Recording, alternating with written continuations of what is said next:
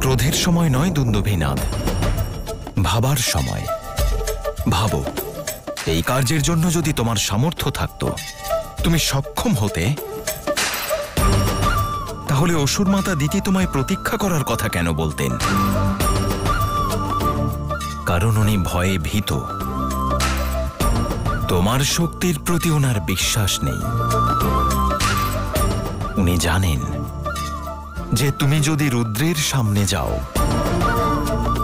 তাহলে তুমি দাঁড়াতে পারবে। অসুর মাতার সম্মানকে আমার ভয় ভাববেন না নারায়ণ। যদি মহাদেব আমার সম্মুখে আসেন তাহলে ওনাকেও আমি বিনাশ করে দিতে পারি নারায়ণ।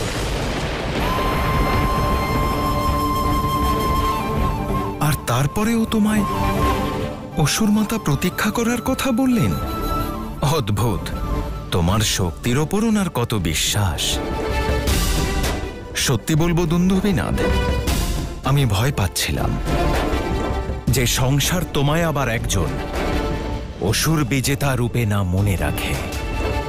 কিন্তু আমার ভয় অনুচিত।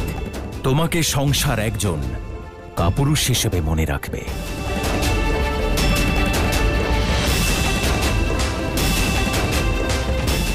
যে দেবরাজ হয়ে সমগ্র সংসারকে আদেশ দিতে চায়, সে স্বয়ং অন্য কারোর আদেশের প্রতীক্ষা করছে।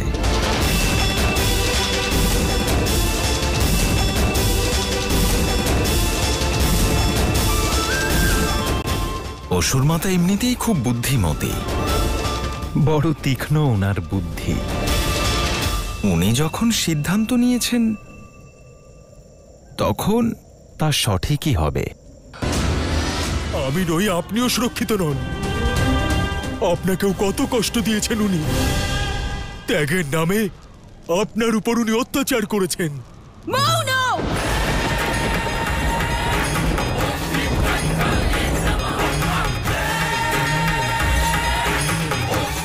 শিব যে কোনো রূপেই থাকুন, যে স্বরূপেই থাকুন, নিজের শক্তির ক্ষতি করতে পারেন না। আর যে মহাকালের দৃষ্টিতে পাপী, সে মহাকালের দৃষ্টিতে নির্দোষ হতে পারে না। স্বামী স্ত্রীর মধ্যের মনের অমিলকে মতভেদে পরিবর্তিত করে তার অনুচিত সুযোগ নেওয়ার চেষ্টা করে যে তাকে অভয় দান নয়, শাস্তি দেওয়া উচিত, শাস্তি দেওয়া উচিত, শাস্তি দেওয়া উচিত।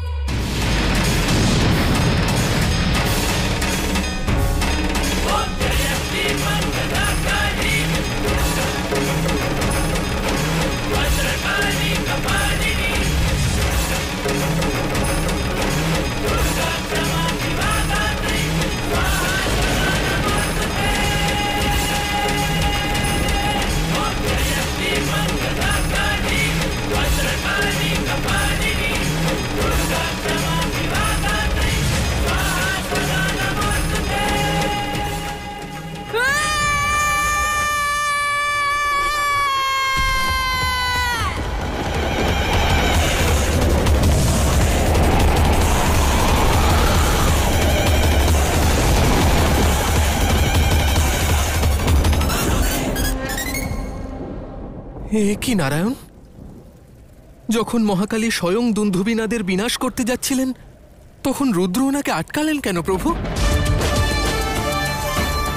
নিয়তি দেবর্ষি, যা ষড়যন্ত্র আর ছলনা দুইয়েরই ঊর্ধ্বে।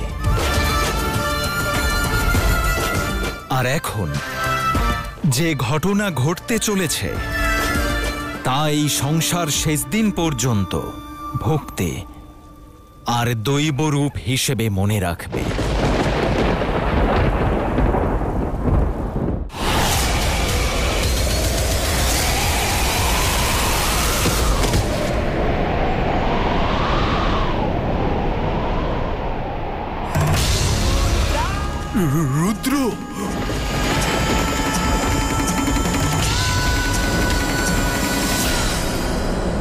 রুদ্র, শিবম রুদ্র, শিবম রুদ্র।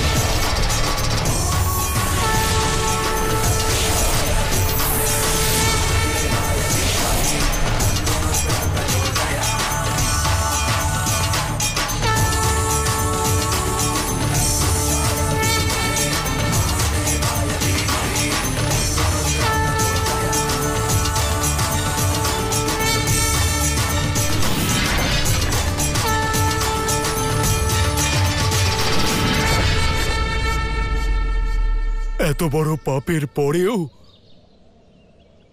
আপনি আপনার আশীর্বাদের হাত আমার মাথার উপর রাখছেন, আমার অপরাধ ক্ষমা করে দিচ্ছেন। এর অর্থ আমি কি বুঝবো মহাদেব? এটাই যে উচ্চাকাঙ্ক্ষা যদি এই জগৎ কল্যাণের জন্য হিতকারী হয় তাহলে তা শুভ হবে, কিন্তু যদি উচ্চাকাঙ্ক্ষা ধর্মবিরুদ্ধ হয় তাহলে কেবল বিনাশ সাধন করবে। কিন্তু আমি তো সমগ্র সংসারের অমঙ্গল করতে চেয়েছি আর সমস্ত পশুদের সমাপ্ত করতে চেয়েছি, তবুও আপনি আমাকে ছেড়ে দিলেন কেন মহাদেব, কেন? কারণ তুমি নিজেও তো একজন পশু, আর সকল পশুকে রক্ষা করা আমার কর্তব্য। আমি এই সংসারের পশুদের রক্ষকও আর সঞ্চালকও। যুগ, কাল, সময় যাই হোক না কেন, যদি কোনো নির্দোষ পশুর ওপর অত্যাচারের জন্য প্রহার করা হয়, সেই অপরাধীকে রুদ্র শাস্তি অবশ্যই দেবে, শাস্তি অবশ্যই দেবে, শাস্তি অবশ্যই দেবে।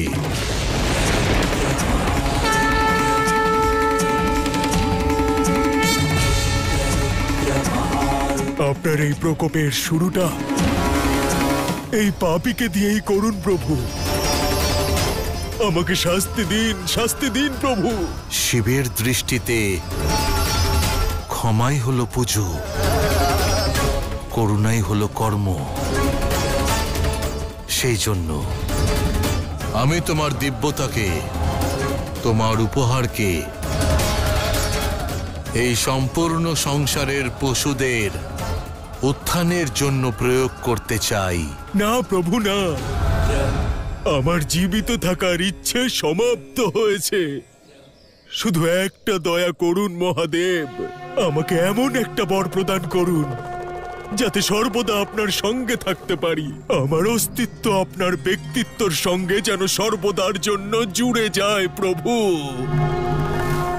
আমার সব পাপ যাতে দূর হয়ে যায় প্রভু। আমাকে মোক্ষ প্রদান করুন প্রভু, মোক্ষ প্রদান করুন।